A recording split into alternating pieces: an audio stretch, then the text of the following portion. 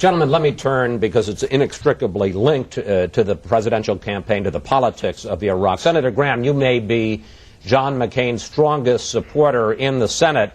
Last month he said that if he can't convince the Americans that we are gaining in Iraq, then, and quoting him, I lose.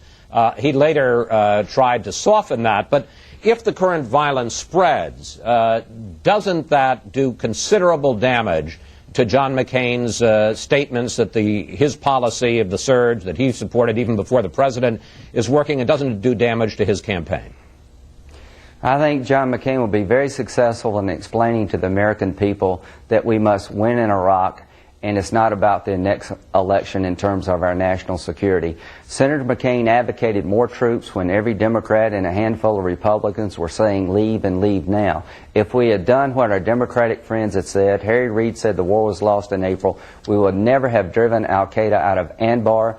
We've had major political reconciliation. A budget's been passed where everybody shares in the revenue. We have an amnesty law where Sunnis are going to be allowed to get out of jail, go back home, build a new Iraq. We're going to have elections in October where Sunnis this time will participate. So I am very confident that Senator McCain will be able to explain to the American people this is an ideological struggle in Iraq that we can and must win. And the fight going on now, to my dear friend Jack Reed, the Iranians are killing Americans. They have aligned themselves with the Shia Mahdi army.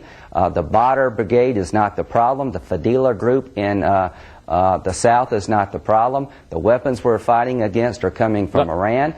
Sadr has trying to undermine political progress in Baghdad. Senator He's Graham, aligned himself with Iran. Let me bring Senator Reid in here, and let me bring you back to the politics of it. Will Democrats pin any setbacks or any continued fighting in Iraq on John McCain? Well, I think the American people are listening to the rhetoric of the campaign. They've heard just a few weeks ago that the surge succeeded because violence was down. Now they're hearing from some people the surge has succeeded because the government of Iraq can increase the level of violence all through the southern part of Iraq. You've got rockets slamming into the green zone. You've got a curfew in Baghdad. You've got inconclusive fighting in Basra. You've got violence spreading around.